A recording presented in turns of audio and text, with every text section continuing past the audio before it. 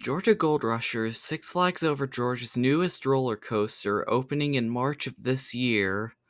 Throughout my first couple visits to Six Flags Over Georgia, I got to ride Georgia Gold Rusher twice. Today, I will go over the pros, cons, and how it fits into the park in general. When the ride was first announced, it was supposed to be called Georgia Surfer and have more of a surfing theme. But when the ride was delayed from 2024 to 2025, it was renamed to Georgia Gold Rusher to fit better within the area it's in. And while they didn't have to do that, they chose to, putting in time and effort into retheming it and making it look more nice.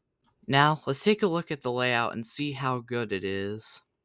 It starts off with a pretty weak launch up onto the airtime hill, then it goes back down and halfway up the spike with another launch.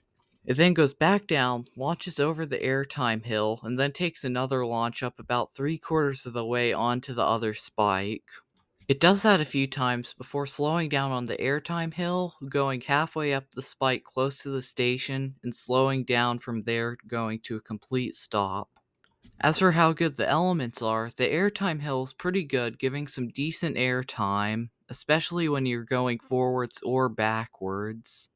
And as for the spikes, although they don't give any major forces outside of the dangling feeling you can get some spinning depending on who you're riding with and how many people are on your gondola.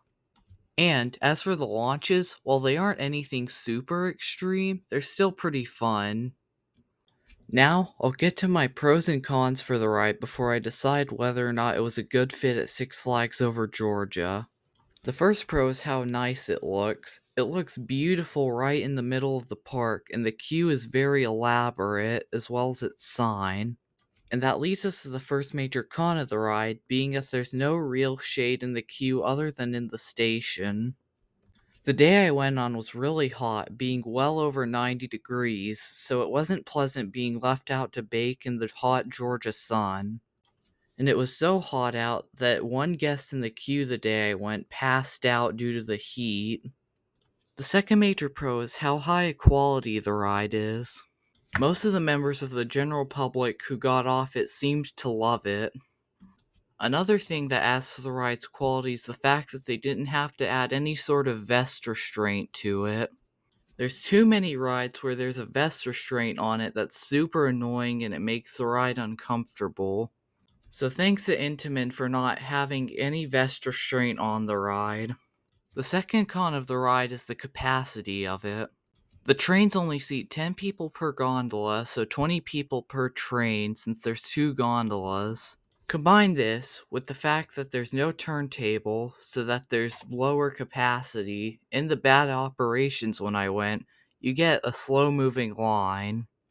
But at least there's no seat belt. That would make things a lot slower.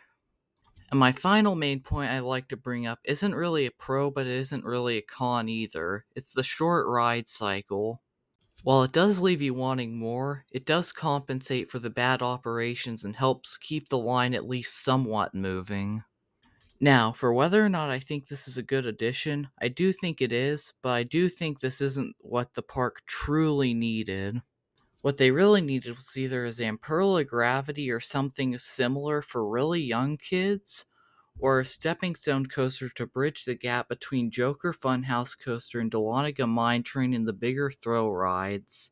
But once they get that stepping stone ride, this will be a great coaster to step up to, since most of the other coasters are either too intense, go upside down, or they're really rough. But still, this is a very fun ride, making it a very good addition, especially since it's smooth, unlike some of the other coasters at Six Flags Over Georgia. And if I had to give it a score on how good it is on a scale of 1 to 5, I'd give it a 4 out of 5. This is because, while it has its flaws, it's still a really fun and really good ride. And, as of the time of recording, it ranks 17 of my 42 credits, ranking just above Superman Ultimate Flight in the same park at Six Flags Over Georgia. But if you've ridden Georgia Gold Rusher, what do you think of it? Feel free to share your opinion down in the comments section below. If you could like, share, and or subscribe, that would help my channel out greatly. Link to the animation I used will be in the description. Thank you for watching, and goodbye.